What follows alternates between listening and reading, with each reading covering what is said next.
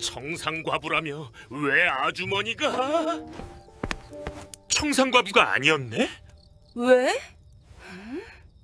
싫어요? 여러 번 살다 보면 실수가 복이 되는 순간이 있다고 하지요.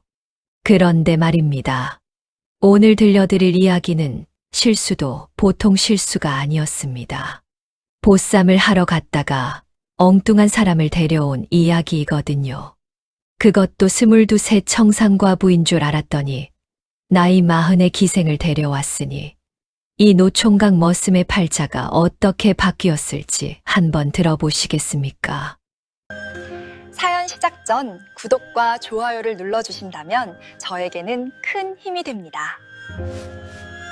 그럼 사연 시작합니다. 옛날 옛적 호랑이가 담배 피우던 시절 어느 작은 마을 끄트머리에 칠복이라는 사내가 살고 있었습니다. 나이는 33, 키는 훤칠하고 어깨는 떡 벌어졌으며 황소도 번쩍 들어올린다는 소문이 자자한 장사였지요. 허나 그 좋은 몸뚱이로 평생 한 일이라고는 남의 집 머슴살이뿐이었습니다. 아버지를 일찍 여의고 홀어머니, 삼례 어멈을 모시느라 15살부터 남의 집 마당을 쓸고 논밭을 갈았으니 어느새 33이 되도록 장가 한 번 못 가본 신세가 된 것이었죠. 마을 사람들은 그를 이렇게 불렀습니다. 힘은 황소인데 팔자는 지렁이라고요. 칠복 본인도 딱히 할 말이 없었습니다. 억울하긴 했지만 가난 앞에서는 자존심이고 뭐고 다 소용없는 법이었거든요. 때는 늦가을이었습니다. 복남이가 칠복의 방문을 두드린 것은 해가 완전히 진 뒤였습니다. 칠복아, 자냐? 복남이었습니다. 마을에서 자비를 하며 사는 31살짜리 칠복의 오랜 친구였죠. 입이 가볍고 허풍이 심하기로 마을에서 둘째가라면 서러운 인물이었습니다. 그런데 이상하게도 칠복은 이 친구를 내치지 못했습니다. 허풍은 심해도 마음만큼은 따뜻한 녀석이었거든요. 복남이가 방문을 열고 들어오더니 품에서 술 단지 하나를 꺼냈습니다. 한잔 하자. 할 말이 있어. 야, 네 어머니 며느리 보고 싶다 하시잖아. 이번 기회 아니면 언제 장가 가냐. 이 밤중에 무슨 말. 복남이가 사방을 두리번거리더니 목소리를 바짝 낮추며 말했습니다. 칠복아, 있잖아. 내가 오늘 장터에서 아주 귀한 정보를 하나 들었거든. 칠복이 술잔을 받으며 무심하게 대꾸했죠. 또 무슨 허풍이야. 허풍이 아니라고. 진짜야. 들어봐. 복남이가 잔뜩 신이 나서 말을 이었습니다. 인근 마을 부잣집의 청상과부 아씨가 친정에 와서 머물고 있다는 것이었습니다. 나이는 22세, 얼굴은 달덩이처럼 곱고 몸가짐은 단정하다더라. 남편을 잃고 시댁에서 구박받다가 친정으로 왔다더라. 재가를 하고 싶어도 과부 신세라 선뜻 나서는 곳이 없다더라. 복남이가 술을 한 모금 마시더니 눈을 반짝이며 말했죠. 칠복아, 보쌈 어떻게 생각해? 칠복이 술잔을 내려놓았습니다. 미쳤어. 미치긴.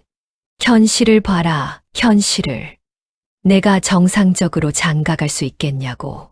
중매쟁이가 내 집 문턱을 넘은 적이 있어. 마을 처녀들이 너를 쳐다본 적이 있냐고. 칠복은 할 말이 없었습니다. 틀린 말이 하나도 없었거든요. 게다가 말이야. 복남이가 목소리를 더 낮추며 말을 이었습니다. 그 아씨도 시댁으로 돌아가기 싫은 눈치라더라. 칠복이 내가 얼마나 성실하고 힘 좋은 사람이야. 너 같은 사람 만나면 나쁘지 않을 거라고. 지금 친정에 와 있을 때가 기회야. 시댁으로 돌아가 버리면 영영 기회 없어. 칠복은 그날 밤 삼례 어멈의 목소리를 다시 떠올렸습니다. 며느리 얼굴 한 번만 보고 싶구나. 그 한마디가 결국 칠복의 마음을 움직였습니다. 체면도 자존심도 내려놓기로 했죠. 어머니를 위해서라면 못할 것이 없었습니다. 알았어. 해보자. 복남이가 무릎을 탁 쳤습니다. 그래, 그게 칠복이지. 사흘 후였습니다. 늦가을의 밤바람이 제법 쌀쌀하게 불던 날이었죠. 칠복과 복남이 그리고 동네 친구 하나 셋이서 검은 옷을 걸치고 집을 나섰습니다. 복남이는 출발하기 전부터 잔뜩 들떠 있었습니다. 걱정 마라. 내가 그 집 구조를 훤히 안다고. 별채가 어디 있는지, 담이 얼마나 높은지 다 알아봤어. 칠복이 미심쩍은 눈으로 물었습니다. 진짜 알아본 거 맞아? 당연하지. 나를 누구로 보고. 문제는 복남이의 자신감이 언제나 실력보다 2배쯤 앞서간다는 것이었습니다. 부잣집 담장 앞에 도착했을 때 마을은 이미 깊은 잠에 빠져 있었습니다. 집 안에서는 불빛 하나 새어나오지 않았고 바람 소리만이 나뭇가지를 흔들고 있었죠. 생각했던 것보다 훨씬 고요했습니다. 그 고요함이 오히려 더 묘한 긴장감을 만들었어요. 발소리 하나, 숨소리 하나가 밤 공기를 가르며 또렷하게 들렸으니까요. 복남이가 담장을 손으로 짚어보더니 속삭였습니다. 자, 올라간다. 내가 먼저 올라갈게. 복남이가 담장에 발을 걸치고 올라가려는 순간이었습니다. 쿵! 복남이의 발이 헛디뎌 돌 하나가 굴러 떨어졌습니다. 셋이 동시에 그 자리에서 돌처럼 굳어버렸습니다. 숨을 죽이고 귀를 기울였죠. 컹컹컹. 집 안에서 개가 짖기 시작했습니다. 한 마리가 아니었습니다. 2마리였어요. 셋은 담 아래에 납작 엎드려 꼼짝도 하지 않았습니다. 칠복의 심장이 귀에서 들릴 만큼 크게 뛰었습니다. 복남이는 이마에 식은땀을 흘리면서도 입 모양으로만 말했죠. 괜찮아, 괜찮아. 본인이 제일 안 괜찮은 표정을 하면서 말입니다. 한참을 기다렸습니다. 개 짖는 소리가 서서히 잦아들었고 집 안에서는 아무도 나오지 않았습니다. 칠복이 길게 숨을 내쉬었죠. 가까스로 담을 넘어 마당 안으로 들어섰습니다. 불 꺼진 마당이 달빛만으로 희미하게 밝혀져 있었습니다. 장독대가 줄지어 서 있었고 마당 한켠에 우물이 보였죠. 모든 것이 고요하고 잠들어 있었습니다. 바로 그때였습니다. 사랑채 쪽에서 문 열리는 소리가 났습니다. 셋이 동시에 장독대 뒤로 몸을 숨겼습니다. 하인 하나가 부스스한 모습으로 나오더니 하품을 쩍하며 마당을 가로질러 뒷간 쪽으로 향했습니다. 칠복은 장독대 뒤에서 숨을 참았습니다. 옆에 있던 복남이가 너무 긴장한 나머지 장독대에 이마를 갖다 박을 뻔했죠. 칠복이 얼른 손으로 복남이 이마를 막아주었습니다. 하인이 보리를 마치고 다시 사랑채로 들어가는 그 짧은 시간이 한없이 길게 느껴졌습니다. 드디어 사랑채 문이 닫혔습니다. 복남이가 별채를 손가락으로 가리키며 속삭였습니다. 저기야, 불 켜진 방 보여? 마당 안쪽 담장 가까이에 자리한 별채의 창문 하나에서 은은한 불빛이 새어나오고 있었습니다. 창호지에 여인의 그림자가 비쳤죠. 자태가 날씬하고 움직임이 우아했습니다. 칠복의 심장이 다시 쿵쿵 뛰기 시작했습니다. 복남이가 칠복의 등을 살짝 밀며 속삭였습니다. 어서 가.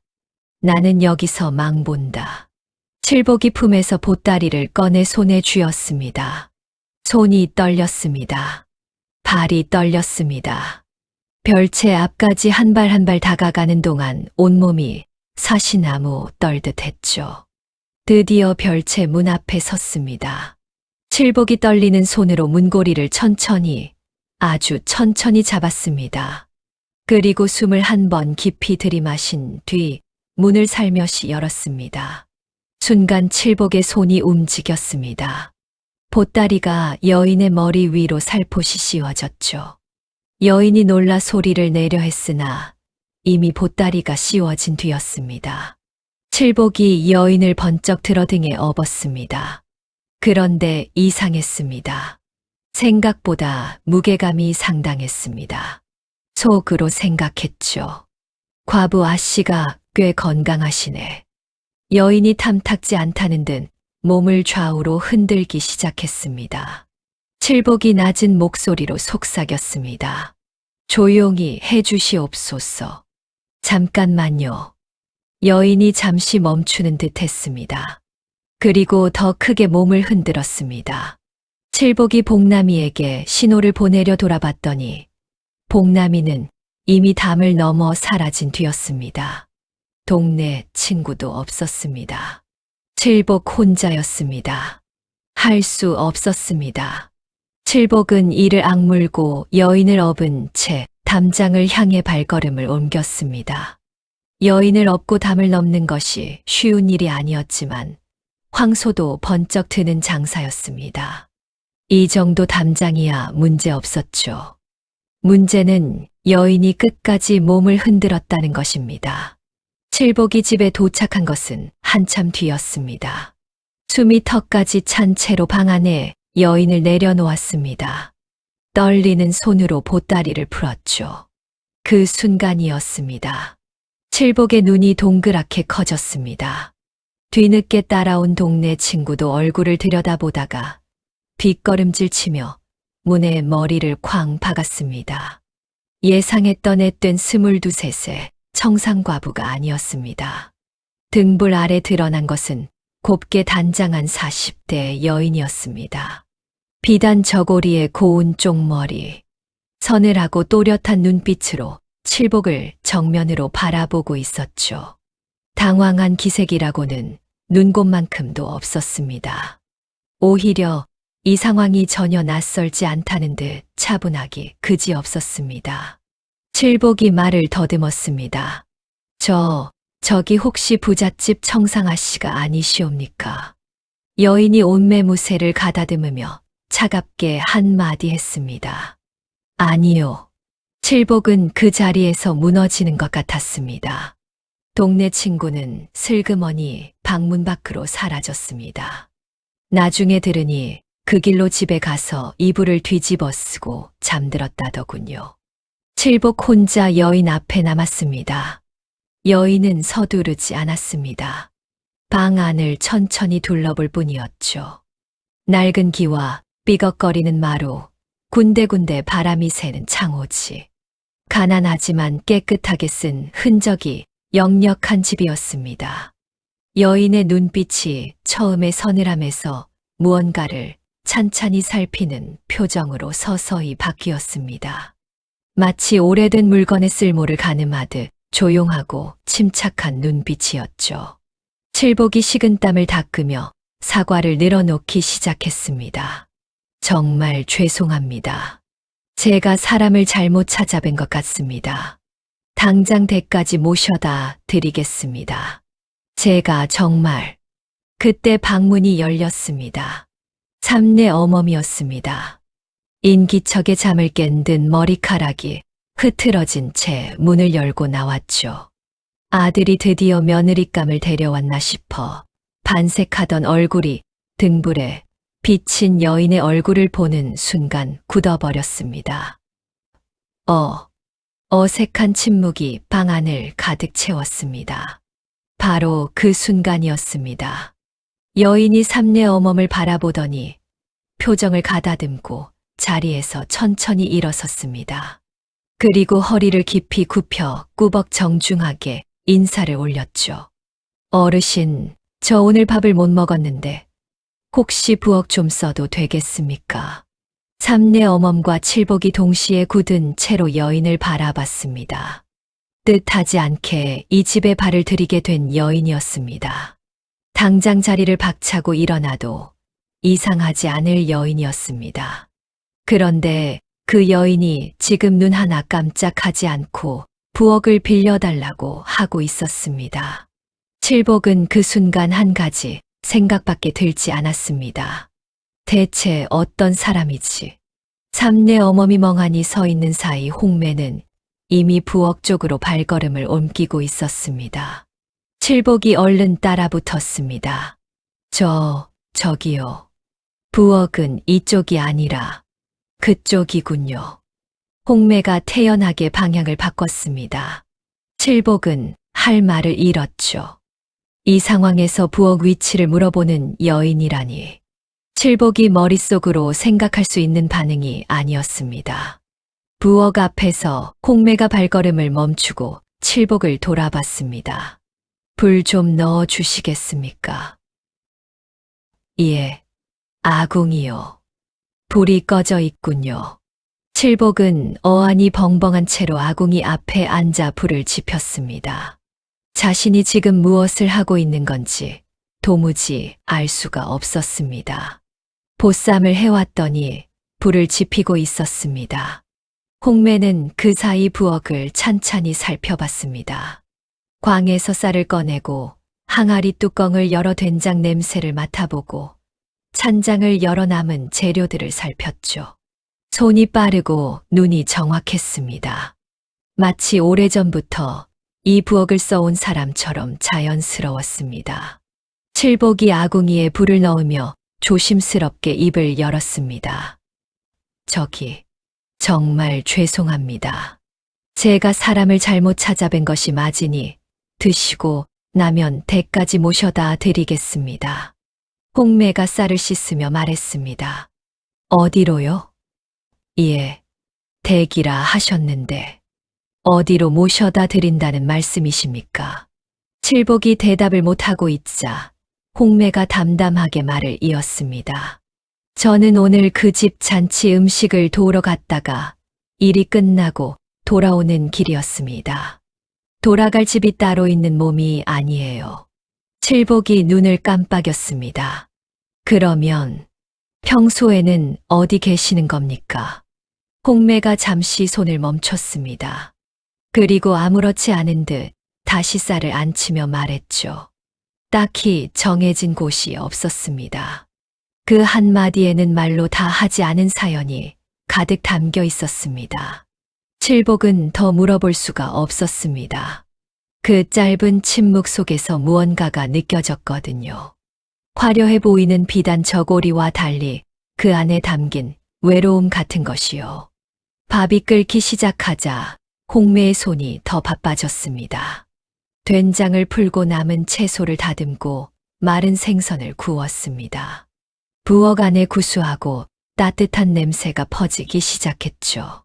칠복은 아궁이 앞에 앉아 그 모습을 멍하니 바라봤습니다. 손이 빠른 건 알았습니다. 그런데 손이 정확하기도 했습니다. 된장을 풀 때 간을 한 번에 맞췄고 생선을 뒤집는 타이밍이 딱 맞았습니다. 요리를 많이 해본 사람이 아니라 요리를 깊이 아는 사람의 손놀림이었죠. 칠복이 조심스럽게 물었습니다. 요리를 많이 하셨습니까? 홍매가 피식 웃었습니다. 평생 했죠. 기생이 요리를요? 홍매가 칠복을 힐끗 바라봤습니다. 기생이 노래와 춤만 한다고 생각하셨습니까? 대감대 큰 잔치에 올라가는 음식은 다 기생집 부엌에서 나옵니다. 저는 그 중에서도 음식을 총괄하던 행수였어요. 행수. 칠복은 그 단어를 되뇌었습니다. 기생집을 이끌던 우두머리라는 뜻이었죠. 그러면 대단한 분이셨겠군요. 대단하긴요. 홍매의 목소리가 잠깐 낮아졌습니다. 40이 넘으니 그 대단한 것이 하루아침에 끝나더군요. 칠복은 그 말의 무게를 느꼈습니다. 더 묻지 않았습니다. 대신 아궁이에 장작을 하나 더 넣었죠. 잠시 후 홍매가 상을 차렸습니다. 된장찌개, 구운 생선, 나물 무침. 소박하지만 반듯한 한 상이었습니다. 재료라고는 칠복의 집에 있던 것들 뿐인데 어쩌면 이렇게 먹음직스러운 상이 나왔는지 칠복은 눈을 의심했죠. 삼내 어멈이 방문 앞에서 기웃거리고 있었습니다. 밥 냄새에 이끌린 것이 분명했지만 체면이 있으니 선뜻 들어오지 못하는 모양이었습니다. 홍매가 말했습니다. 어르신, 진지 드시지요. 삼내 어멈이 못 이기는 척 들어와 앉았습니다. 숟가락을 들고 된장찌개를 한술 떴죠. 그 순간이었습니다. 삼내 어멈의 눈이 동그래졌습니다. 아무 말도 없었습니다. 그냥 두 번째 숟가락을 떴습니다. 세 번째도 떴습니다. 밥그릇이 반쯤 비어갈 때쯤 삼내 어멈이 혼잣말처럼 중얼거렸습니다. 이 된장찌개가 왜 이렇게 맛있어? 홍매가 조용히 미소를 지었습니다. 칠복은 그 미소를 보다가 얼른 고개를 돌렸습니다. 왠지 오래 보면 안 될 것 같은 기분이 들었거든요. 밥상이 거의 비어갈 무렵 삼내 어멈이 슬쩍 홍매를 바라봤습니다. 뭔가를 물어보고 싶은 눈치였지만 입이 떨어지지 않는 듯 했습니다. 결국 숟가락을 내려놓으며 한마디만 했죠. 잘 먹었다. 그리고 방으로 들어가셨습니다. 칠복도 밥을 먹었습니다. 사실 배가 고프지 않았는데 어느새 밥그릇이 비어 있었습니다. 자기도 모르게 다 먹은 것이었죠. 밥상을 치우고 나서 홍매가 마루에 나와 앉았습니다. 늦가을 밤바람이 차가웠지만 홍매는 개의치 않는 듯 하늘을 올려다봤습니다. 칠복이 어색하게 옆에 서서 말했습니다. 다시 한번 정말 죄송합니다. 제가 어르신을 이렇게 황당한 일에 휘말리게 해서. 홍매가 하늘을 보며 말했습니다. 황당하긴 하죠. 그러니까 저는. 그런데 말입니다. 홍매가 칠복을 올려다봤습니다. 이 집 처마 밑에 앉아 있으니 이상하게 마음이 편하네요. 칠복이 어리둥절한 표정을 지었습니다. 홍매가 다시 하늘을 바라보며 말을 이었습니다. 저는 20살부터 기생집에 있었습니다. 화려하고 떠들썩하고 늘 사람이 가득한 곳이었죠. 그런데 정작 제 자리라는 것이 없었습니다. 40이 넘으니 그 자리조차 사라지더군요. 칠복은 아무 말도 하지 않았습니다. 그냥 들었습니다. 오늘 그 잔치집에서 음식을 다 도와드리고 나왔는데 제가 갈 곳이 없더라고요. 그러다 이렇게 보따리를 뒤집어 쓰고 여기까지 왔습니다. 홍매가 피식 웃었습니다. 팔자도 참 희한하지요. 칠복이 머리를 긁적이며 말했습니다. 저도 면목이 없습니다. 청상과부 아씨를 모셔와야 했는데 제 친구 복남이 녀석이 방향을 잘못 알려줘서. 복남이요? 예. 아까 저보다 먼저 담을 넘어 도망간 녀석이 바로 그 친구입니다. 홍매가 고개를 끄덕였습니다.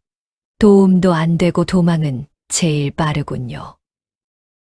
맞습니다. 두 사람 사이에 잠깐 침묵이 흘렀습니다. 그런데 이상하게 불편하지 않은 침묵이었습니다. 홍매가 먼저 입을 열었습니다. 총각은 왜 이 나이에 아직 혼인을 못 하셨습니까? 칠복이 잠시 망설이다 솔직하게 털어놨습니다. 아버지를 일찍 여인 것, 15살부터 머슴살이를 시작한 것, 어머니, 삼내 어멈을 모시며 살아온 것, 가난 때문에 중매쟁이 한 명 찾아온 적 없다는 것까지요. 홍매가 조용히 들었습니다. 어머니를 위해서 이런 일까지 하셨군요.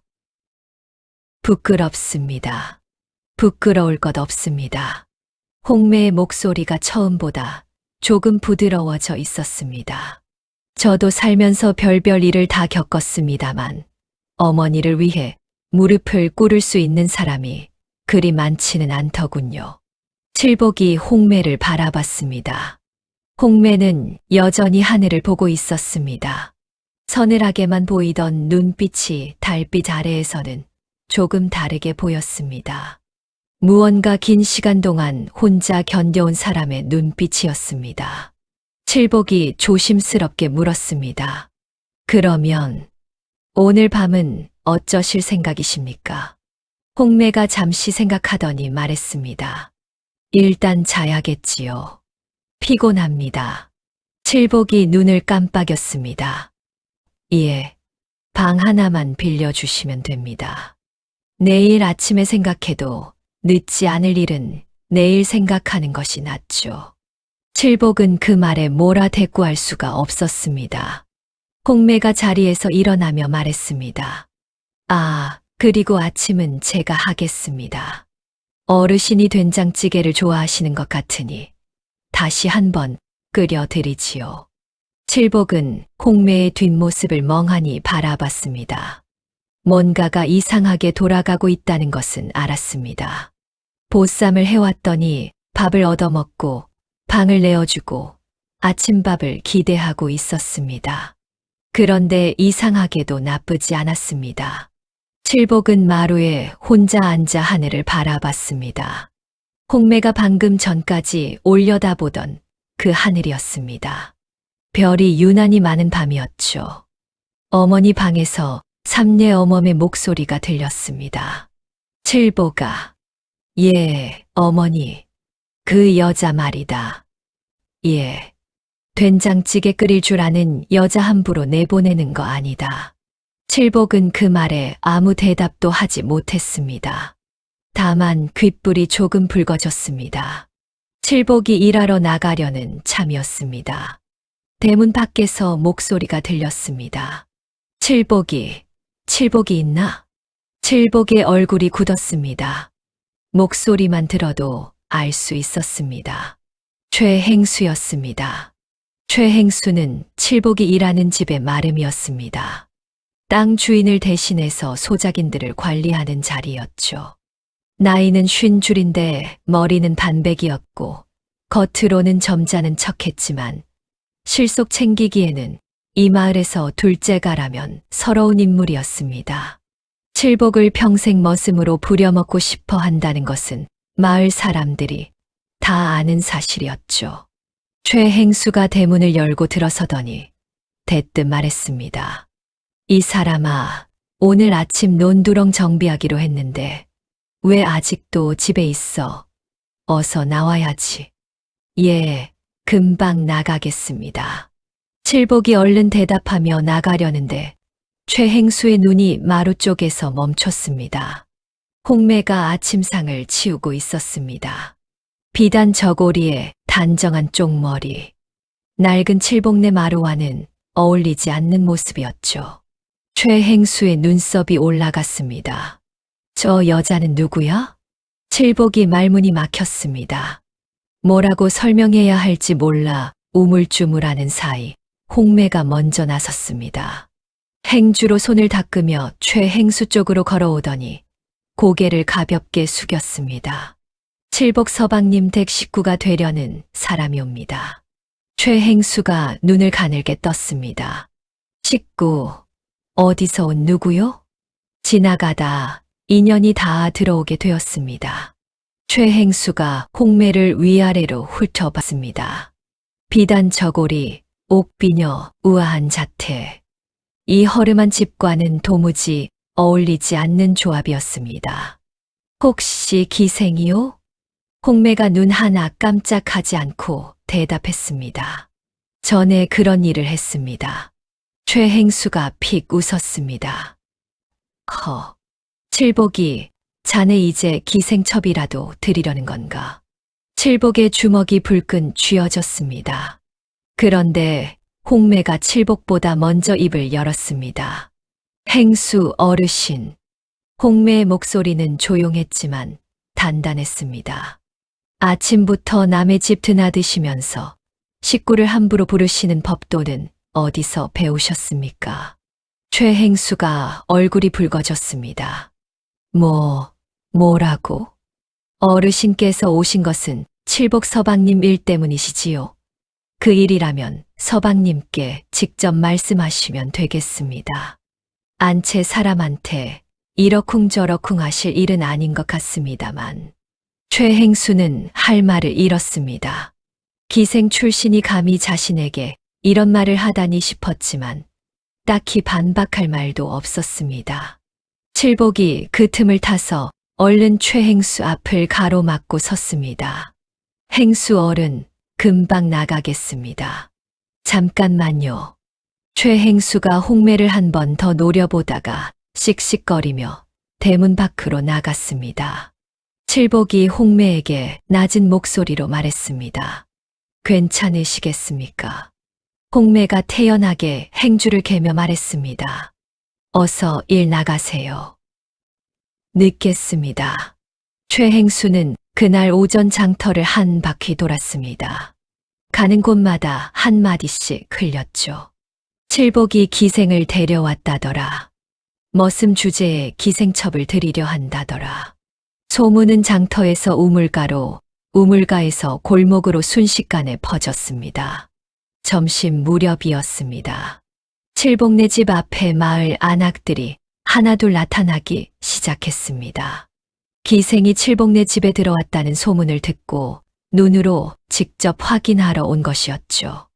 대문 앞에서 서로 눈치를 보며 기웃거리고 있는데 대문이 활짝 열렸습니다. 홍매였습니다. 어서들 오세요.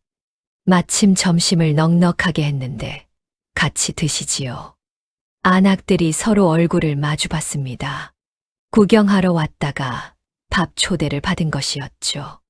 어색하게 머뭇거리던 안악들이 하나 둘 마당 안으로 들어왔습니다. 밥상이 차려졌습니다. 된장찌개, 잡채, 나물 3가지, 조기구이. 소박하지만 빛깔이 고왔습니다.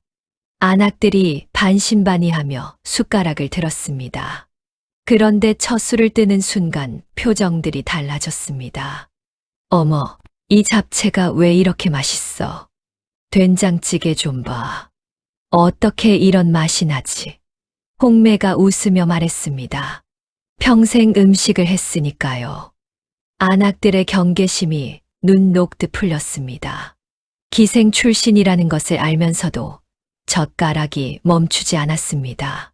홍매는 밥을 같이 먹으면서 자연스럽게 이야기를 나눴습니다. 잡채에 어떤 재료를 넣으면 맛이 더 좋아지는지, 된장을 고를 때 무엇을 봐야 하는지. 안악들의 눈이 점점 반짝였습니다. 마당 한켠에서는 삼내 어멈이 나무를 다듬고 있었습니다. 언제 나오셨는지 몰랐습니다. 홍매에게 공식 허락을 한 것도 아니었습니다.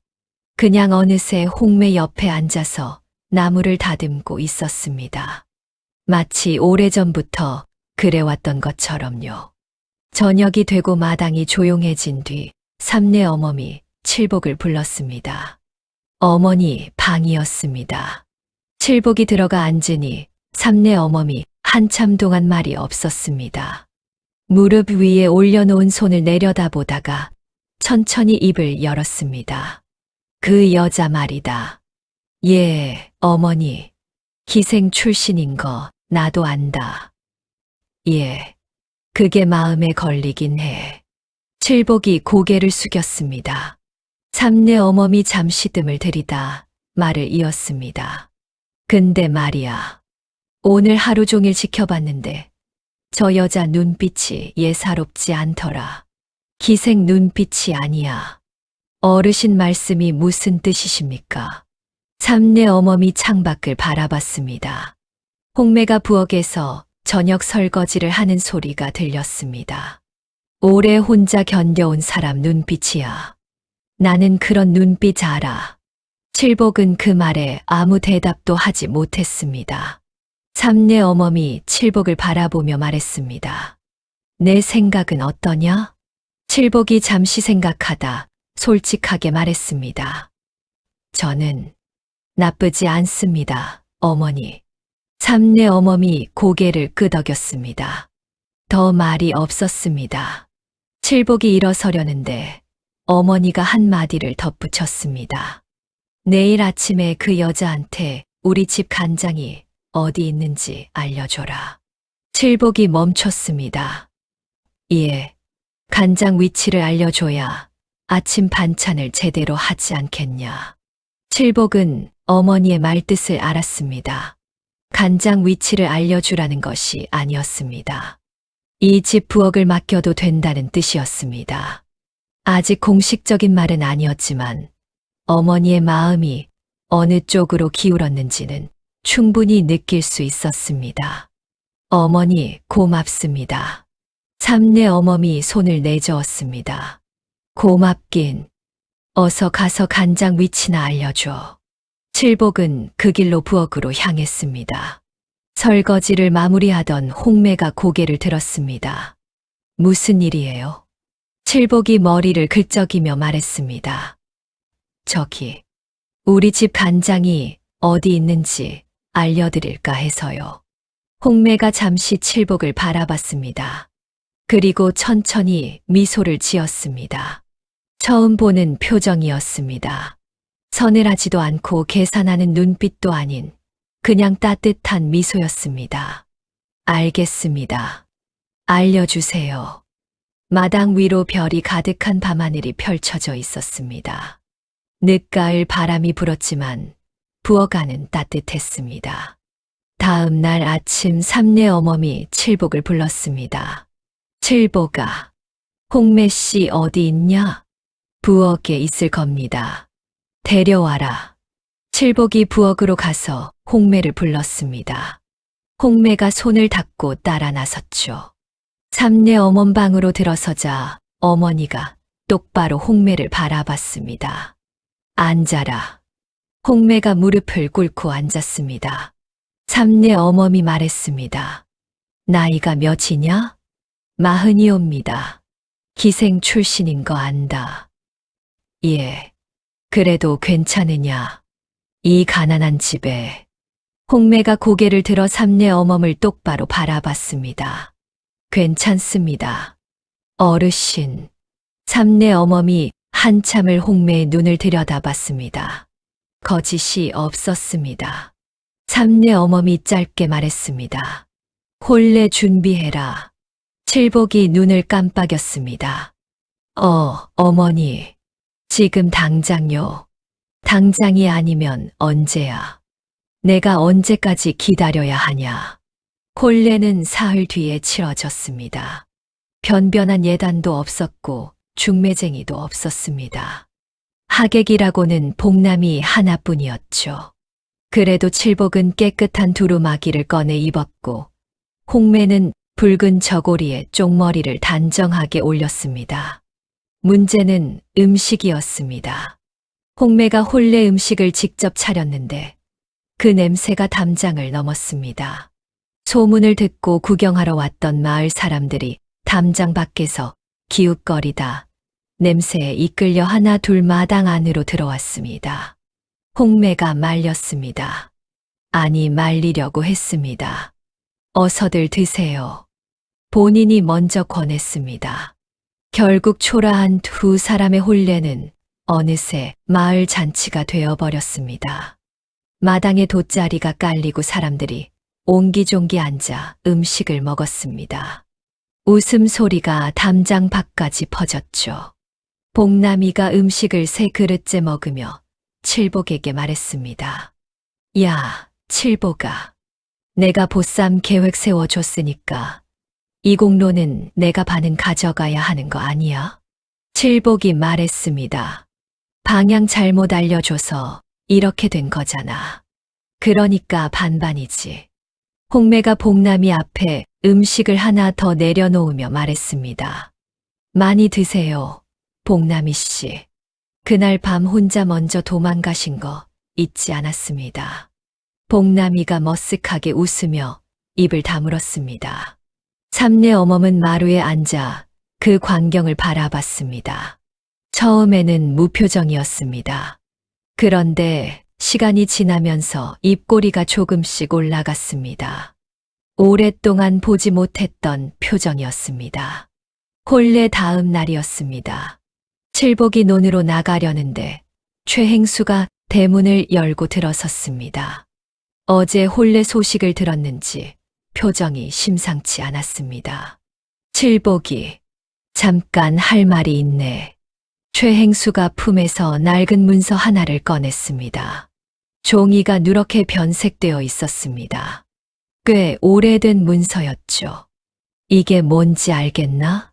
칠복이 문서를 받아들었습니다.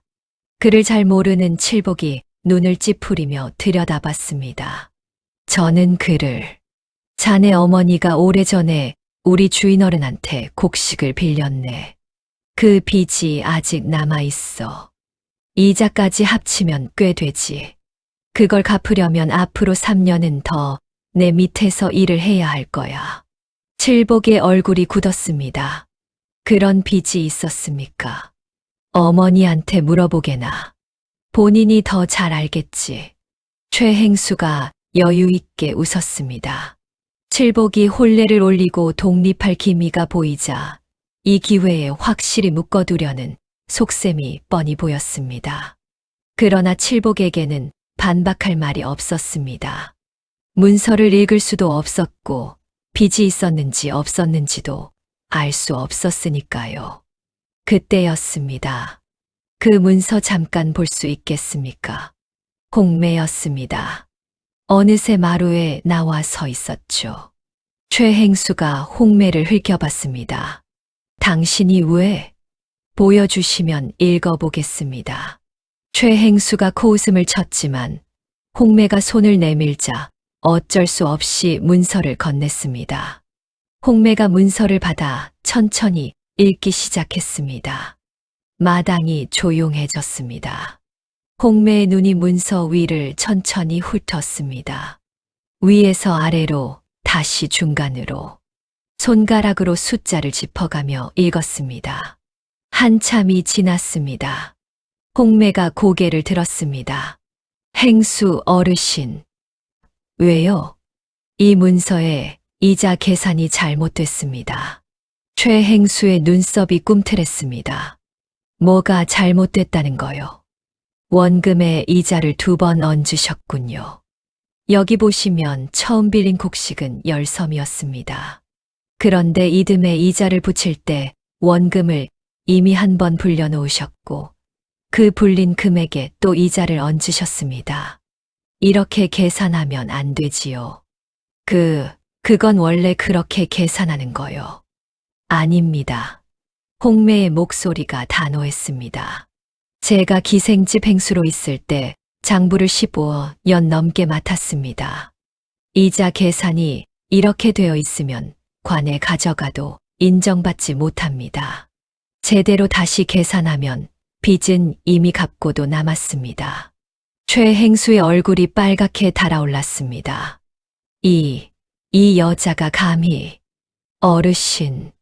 홍매가 문서를 최행수에게 돌려주며 말했습니다. 다시 계산하셔서 가져오시면 제대로 확인해 드리겠습니다. 만약 정말 남은 빚이 있다면 저희가 갚겠습니다. 하지만 없는 빚을 만들어내시면 저희도 그냥 있지는 않겠습니다.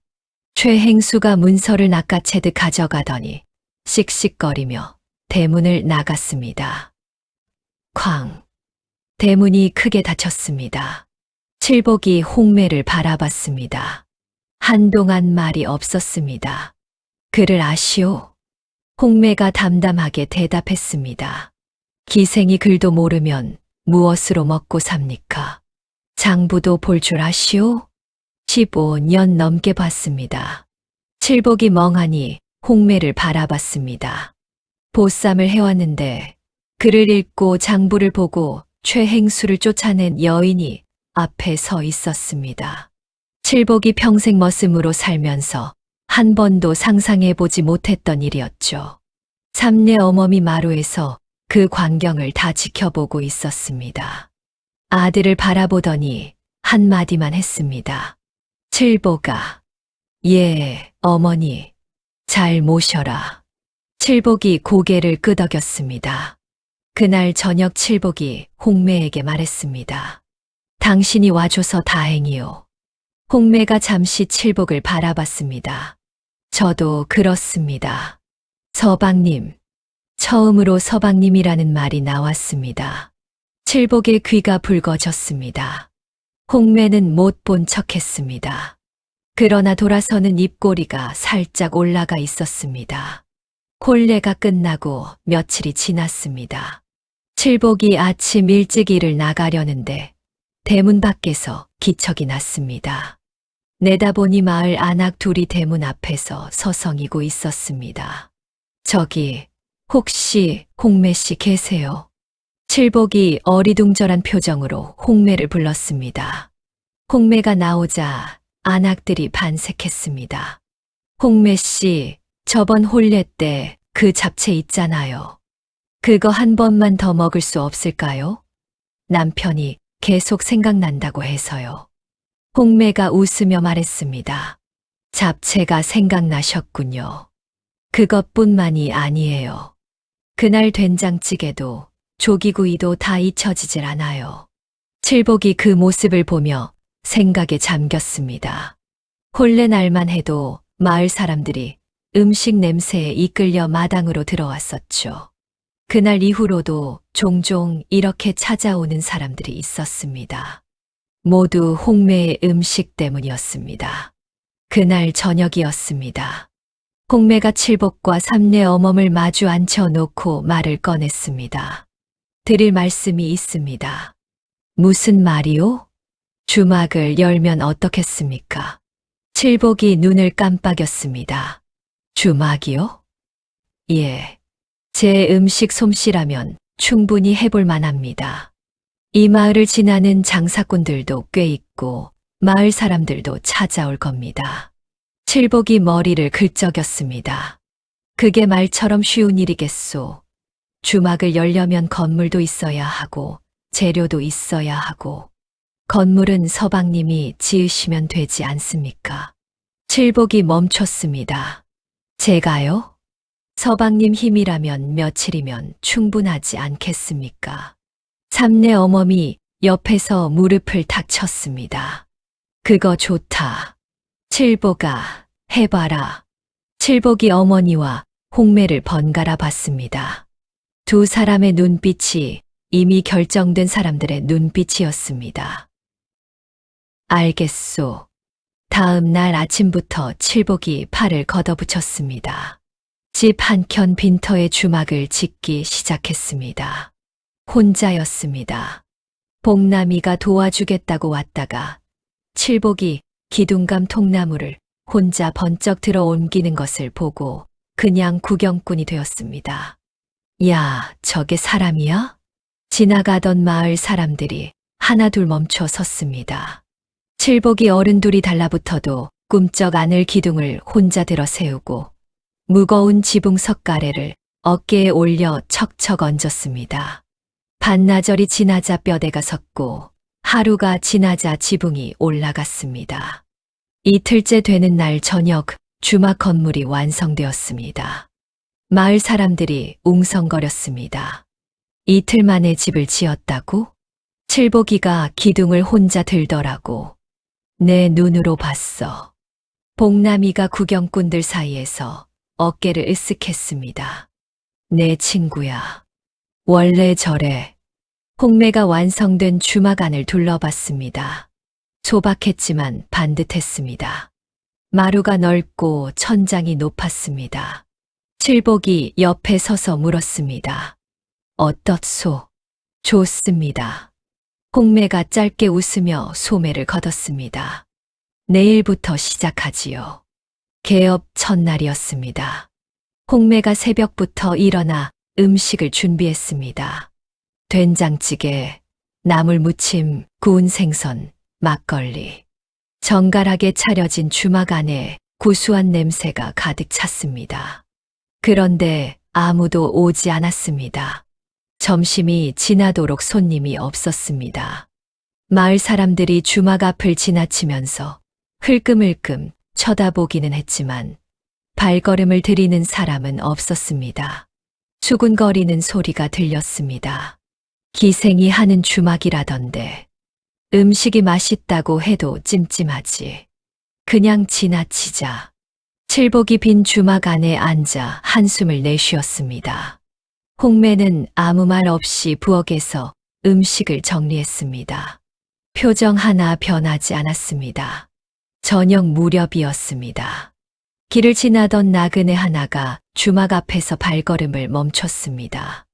먼 길을 온 듯 행색이 지쳐 보였습니다. 홍매가 나와서 말했습니다. 어르신, 들어오세요. 오늘은 그냥 드리겠습니다. 나그네가 어리둥절한 표정으로 물었습니다.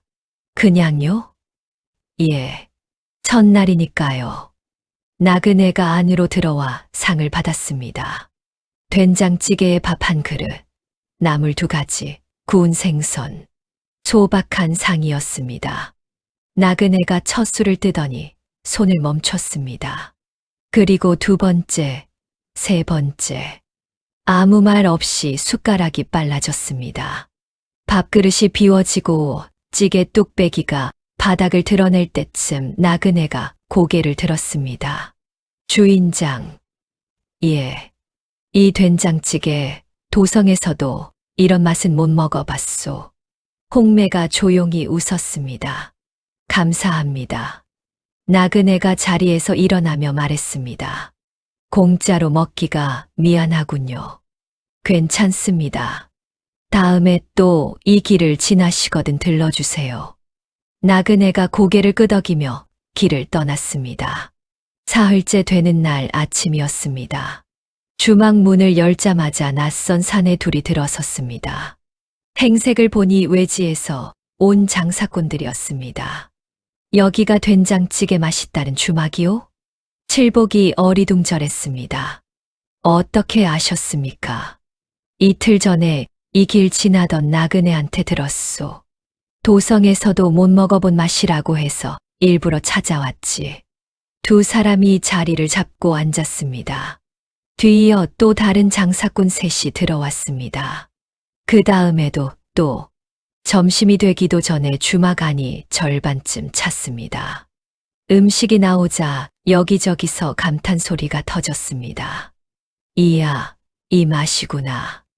막걸리 한 잔 더 주시오. 반찬 좀 더 주실 수 있소. 홍매가 부엌을 들락날락하며 음식을 날랐습니다. 칠복도 옆에서 상을 나르고 막걸리를 채웠습니다. 삼내 어멈도 마루 끝에 앉아 나무를 다듬으며 거들었습니다. 소문은 빠르게 퍼졌습니다. 오후가 되자 마을 사람들이 하나 둘 주막 앞에 나타났습니다. 그런데 이번에는 들어오려고 왔습니다. 코를 킁킁거리며 안을 들여다봤죠. 자리 있어요? 홍매가 안을 둘러보며 말했습니다. 지금은 가득 찼습니다. 잠시 기다려 주시겠습니까? 마을 사람들이 당황했습니다. 기생이 하는 주막이라며 외면했던 사람들이 이제는 자리를 기다리는 신세가 된 것이었죠. 그때였습니다. 주막 밖에서 목소리가 들렸습니다. 야, 칠보가, 나 자리 하나만 봐줘라.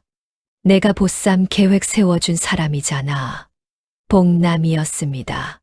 주막 밖에서 발을 동동 구르고 있었습니다. 칠복이 안에서 소리쳤습니다. 자리 없어. 야, 이럴 수가 있어. 내가 누군데. 홍매가 부엌에서 나오다 복남이를 보고 말했습니다. 복남이 씨, 오늘은 안 되겠습니다. 내일 일찍 오세요. 내일이요? 예. 일찍 오시면 자리 있을 겁니다. 복남이가 억울한 표정으로 주막 안을 들여다봤습니다. 안에서는 사람들이 웃고 떠들며 밥을 먹고 있었습니다. 복남이의 배에서 꼬르륵 소리가 났습니다. 칠복이 그 모습을 보며 피식 웃었습니다. 그날 저녁 주막 문을 닫고 나서 칠복이 홍매에게 말했습니다. 당신 말이 맞았소. 홍매가 그릇을 닦으며 대꾸했습니다. 무슨 말이요? 주막. 해볼 만하다고 했잖소. 홍매가 웃었습니다. 이제 시작입니다, 서방님. 삼내 어머니 방에서 나오다 2 사람을 보며 혼잣말처럼 중얼거렸습니다. 보쌈을 잘못해 와도 이렇게 되는구나. 가을거지가 끝난 뒤였습니다. 칠복내 주막은 날이 갈수록 소문이 번졌습니다. 처음엔 길 지나던 행상들이 들어왔고, 다음엔 이웃마을 나무꾼들이 찾아왔으며, 나중엔 장날이 아니어도 사람들이 들르기 시작했습니다. 홍매가 끓여내는 된장찌개 한 그릇은 그 어디서도 맛보기 어려운 것이었고, 칠복이 내어주는 막걸리 한 사발은 안악들도 인심 좋다 했습니다. 그런데 어느 날 아침부터 분위기가 달라졌습니다. 단골이던 장씨가 문 앞에서 머뭇거리다 그냥 돌아갔습니다. 그 다음 날엔 박서방이 멀리서 눈길을 주다 고개를 돌렸습니다. 사흘째 되는 날엔 아예 주막 앞 길이 조용해졌습니다. 홍매는 속을 내색하지 않았습니다. 아침 일찍 일어나 솥을 걸고 된장을 풀고 채소를 다듬었습니다. 다만 칠복이 눈치챘습니다. 왜들 안 오는 거요? 홍매가 국자를 내려놓으며 말했습니다. 알고 있어요. 복남이가 헐레벌떡 뛰어왔습니다. 칠보가 큰일 났다. 최행수가 마을 소작인들한테 다 돌았어. 칠복네 주막 드나들면 다음 소장료 올린다고. 칠복의 주먹이 절로 쥐어졌습니다. 최행수였습니다. 주막이 잘 되기 시작하자 심기가 불편했던 모양이었습니다. 머슴 출신 칠복이 자기 땅 소작인들에게 영향력을 갖는 꼴을 두고 볼 수 없었던 것입니다. 소장료를 무기로 마을 사람들의 발길을 끊어놓으려 한 것이었습니다. 복남이가 덧붙였습니다. 그뿐만이 아니야. 쌀이랑 된장 대던 농가 두 군데도 이번 달부터 못 넣겠다고 했어. 최행수가 압력을 넣었다는 말이 돌더라. 칠복이 당장 달려가겠다며 일어섰습니다. 홍매가 그 앞을 막아섰습니다. 지금 가서 주먹 쓰면 우리가 집니다. 그럼 가만히 있으란 말이오? 홍매가 조용히 웃었습니다. 아니요. 이기고 갑시다. 홍매는 그날 오후 장터로 나갔습니다. 칠복이 뒤를 따랐습니다. 홍매는 장터에서 가장 사람이 많이 모이는 저울 앞에 섰습니다. 그리고 큰 소리로 말했습니다. 여러분, 저 칠복이 저 홍매올시다. 오늘 드릴 말씀이 있어 나왔습니다. 사람들이 하나둘 멈춰 섰습니다. 우리 주막에 쌀을 대주던 김서방, 최행수한테 뭔 말을 들었소? 김서방이 눈을 피했습니다. 홍매가 다가갔습니다. 소장료 올린다고 했지요. 그거 언제부터 최행수가 소장료를 혼자 정하게 됐습니까? 소장료는 주인 양반 결정 아닙니까? 장터가 술렁였습니다. 홍매가 소매 안에서 종이 한 장을 꺼냈습니다. 제가 여기 오기 전에 여러 군데 알아봤습니다. 이 마을 소장료는 주인 양반이 정한 대로 한 해에 딱 2번 납부입니다. 최행수가 따로 올린다, 내린다 할 권한이 없습니다. 그런데 최행수가 지난 3년 동안 소장료를 받을 때마다 마을 사람들한테 별도로 한 양씩 더 걷어왔다는 걸 알고 계셨습니까? 장터가 한순간 조용해졌습니다. 복남이가 군중 속에서 손을 들었습니다. 나 알아서. 나한테도 그랬어. 그게 원래 있는 거인 줄 알았지. 한 노인이 나섰습니다. 나도 그랬소. 원래 마름한테 내는 수고비인 줄 알았는데 또 다른 사람이 말했습니다. 나도 마찬가지요. 칠복은 그 자리에서 처음으로 앞으로 나섰습니다. 최행수, 나와 계십니까? 군중 뒤편에서 최행수가 얼굴을 붉히며 나타났습니다. 이놈이 감히. 칠복이 조용히 말했습니다. 저는 이 마을 주막 주인입니다. 그리고 이 마을에서 나고 자랐습니다. 소작인들 발목 잡아서 주막 망하게 하려 하셨는데 그 전에 행수님 일부터 먼저 정리되어야 할 것 같습니다. 최행수가 입을 열었다 다물었다 하다가 결국 아무 말도 못하고 장터를 빠져나갔습니다. 그날 저녁 주막은 오랜만에 다시 불이 켜졌습니다. 장 씨가 들어왔습니다. 박서방도 들어왔습니다. 쌀을 끊었던 김서방이 무거운 쌀자루를 들고 찾아와 문 앞에서 머리를 긁적였습니다. 아주머니, 제가 몰랐습니다. 죄송합니다. 홍매가 쌀자루를 받아들고 말했습니다. 내일부터 또 주세요. 그걸로 됐어요. 삼내 어머니 방 안에서 그 소리를 듣고 있었습니다. 칠복이 어머니 방에 들어가 말했습니다. 어머니, 잘 됐지요? 삼내 어머니 짧게 대답했습니다. 그래, 네가 앞에 섰더구나. 칠복이 머리를 긁적였습니다. 삼내 어머니 낮게 덧붙였습니다. 그 여자, 네 잘 만났다. 그날 밤 홍매는 아무 말 없이 솥을 닦았습니다. 칠복이 옆에 앉아 불을 지켰습니다. 두 사람은 한동안 말이 없었습니다. 그래도 괜찮았습니다. 가을비가 내리던 아침이었습니다. 복남이가 주막 문을 박차고 들어오더니 숨을 헐떡이며 말했습니다. 칠복아, 포졸이 온다. 칠복이 막걸리 항아리를 닦다가 손을 멈췄습니다. 홍매는 솥 앞에서 국자를 내려놓았습니다. 삼내 어멈은 방 안에서 인기척을 죽였습니다. 잠시 뒤 포졸 2명이 주막 마당에 들어섰습니다. 한 명이 문서를 꺼내 읽었습니다. 칠복이라는 자 있느냐? 머슴 계약 중 무단 이탈하여 주막을 열고 허가 없이 술을 판 혐의로 관하에서 출두를 명한다. 마당 밖으로 마을 사람들이 하나둘 모여들었습니다. 수군거리는 소리가 담장 너머까지 들렸습니다. 복남이는 군중 사이에서 안절부절 못하며 발을 동동 굴렀습니다. 칠복의 얼굴이 굳었습니다. 살면서 관아 포졸 앞에 선 적이 없었습니다. 다리가 뻣뻣해지는 느낌이었습니다. 끌려가듯 따라 나서려던 순간이었습니다. 홍매가 칠복의 팔에 손을 얹었습니다. 당당하게 걸어가요. 잘못한 게 없으니까. 칠복이 홍매를 내려다봤습니다. 홍매의 눈은 흔들림이 없었습니다.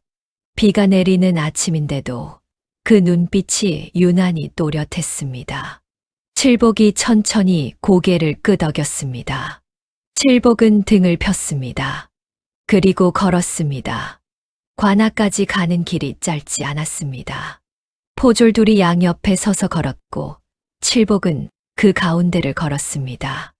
빗속에서 마을 사람들이 멀찍이 따라오며 지켜봤습니다.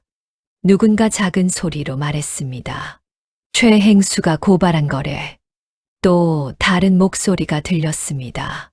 그 사람이 뭘 잘못했다고. 칠복은 앞만 보고 걸었습니다. 등이 굽지 않았습니다. 관아 마당은 서늘했습니다. 빗소리가 기와장 위에서 고르게 울렸습니다. 이방이 낮은 책상 앞에 앉아 칠복을 훑어봤습니다. 머슴 출신 사내가 등을 펴고 서 있는 것이 다소 의외인 듯한 눈빛이었습니다. 이방이 계약서 한 장을 칠복 앞에 내밀었습니다. 이 계약서에 따르면 내 머슴 계약은 아직 만료되지 않았다. 계약 기간 중 무단으로 자리를 비웠으니 이는 명백한 계약 위반이다. 할 말이 있느냐? 칠복이 계약서를 받아들었습니다. 누렇게 바랜 종이 위에 잔글씨가 빽빽했습니다. 눈이 글자 위를 훑었지만 아무것도 들어오지 않았습니다. 글을 읽지 못했습니다. 손이 미세하게 떨렸습니다. 무어라 말해야 할지 몰랐습니다. 억울하다는 것은 알았지만 그것을 어떻게 말로 풀어야 하는지 알지 못했습니다. 평생 몸으로만 살아온 사람의 한계였습니다. 그때 관아 마당 입구에서 목소리가 들렸습니다. 잠깐 기다려 주시겠습니까? 홍매였습니다. 쪽빛 저고리에 옥비녀를 꽂은 채 빗속을 걸어 관아 마당으로 들어서고 있었습니다. 포졸 하나가 앞을 막아섰습니다. 여인네가 어딜? 칠복씨 처올시다. 계약서 관련하여 이방님께 드릴 말씀이 있습니다. 홍매의 목소리는 떨리지 않았습니다. 이방이 잠시 홍매를 바라보다 손짓으로 포조를 물렸습니다. 홍매가 칠복이 옆에 섰습니다. 칠복의 손에서 계약서를 받아들고 천천히 읽기 시작했습니다. 손가락이 줄과 줄 사이를 짚어 내려갔습니다. 이방님, 이 계약서 만료일을 보시면 기해년 10월 금음으로 되어 있습니다. 이방이 몸을 앞으로 기울였습니다. 지금이 경자년 2월입니다. 계약은 이미 지난해 가을에 만료되었습니다. 칠복 씨가 주막을 연 것은 계약 만료 이후의 일입니다. 이방이 계약서를 낚아채듯 집어들었습니다. 날짜 부분을 손가락으로 짚으며 눈썹이 천천히 올라갔습니다. 홍매가 멈추지 않았습니다. 그리고 이 계약서, 이자 계산 부분을 보시면 원금에 이자를 2번 중복 적용한 흔적이 있습니다. 저희가 이미 최행수에게 이 일을 제기했으나 수정이 이루어지지 않았습니다.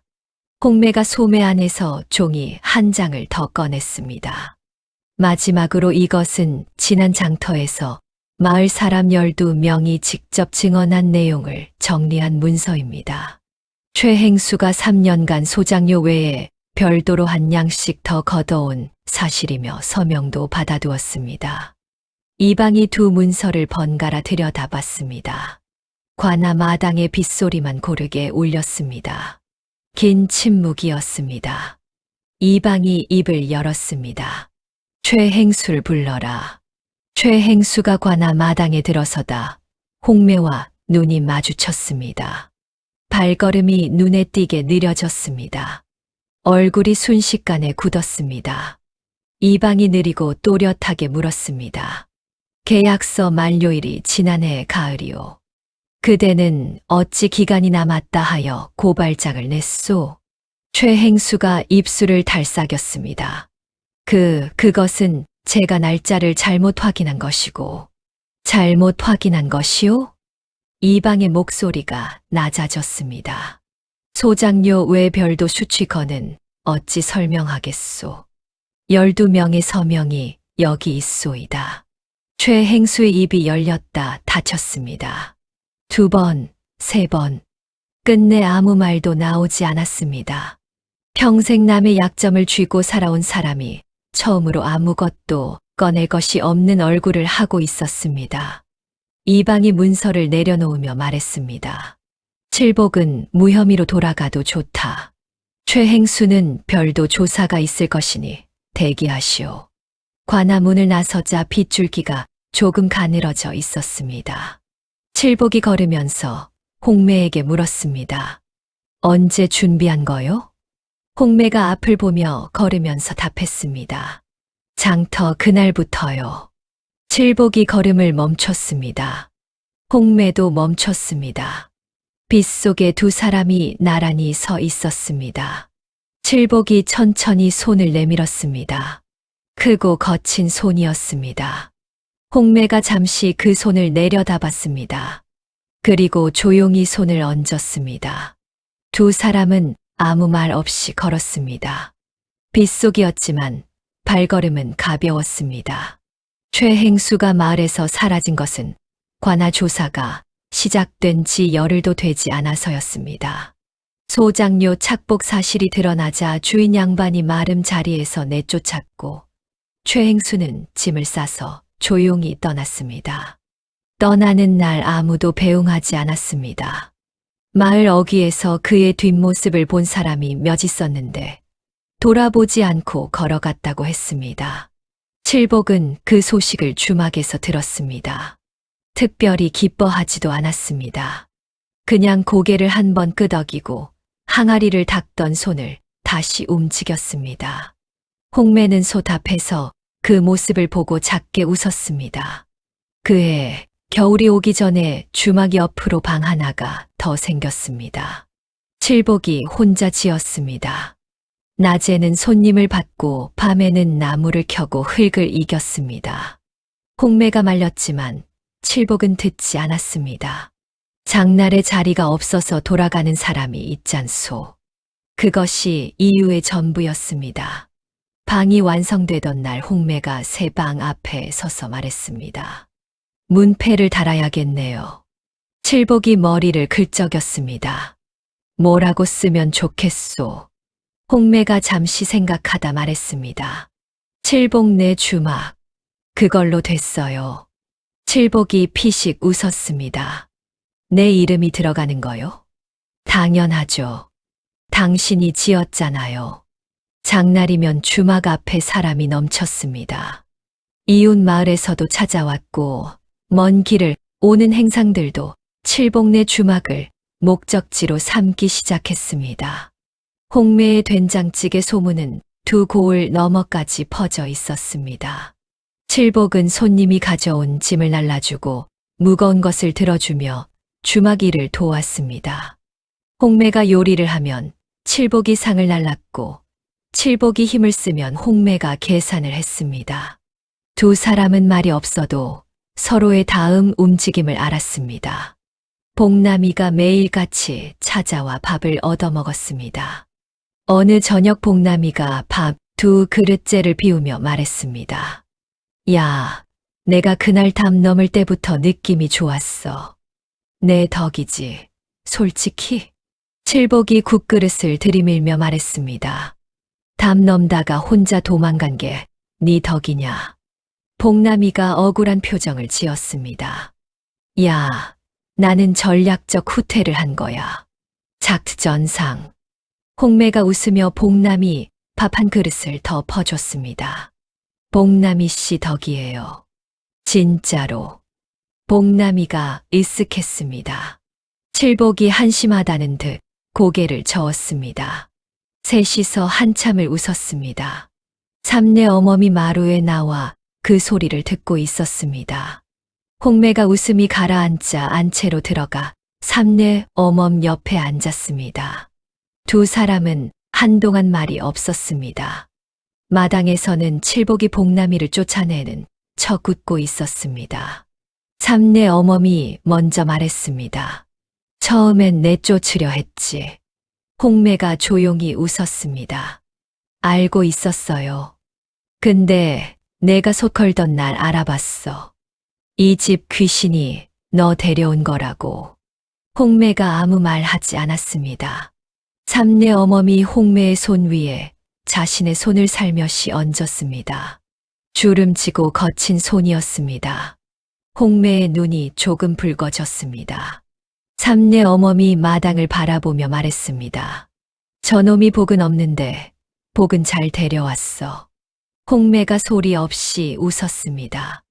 눈물이 날 것 같았지만 참았습니다. 손님이 다 돌아간 밤이었습니다.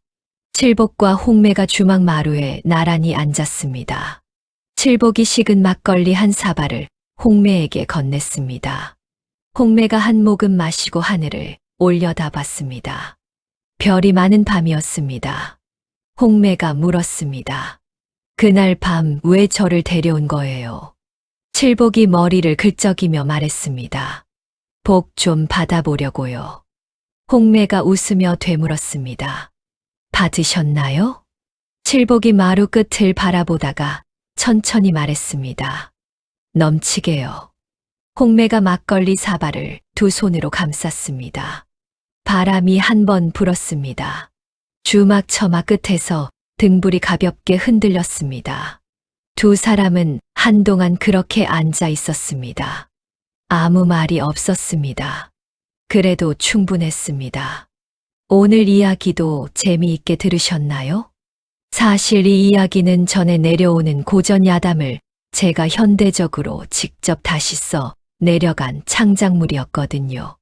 조상들의 지혜를 더 흥미롭게 전해드리고 싶어서 대본부터 영상 제작까지 모든 과정을 제 손으로 직접 진행했죠. 앞으로도 문화적 가치와 재미를 담은 독창적인 이야기들로 찾아뵙겠습니다.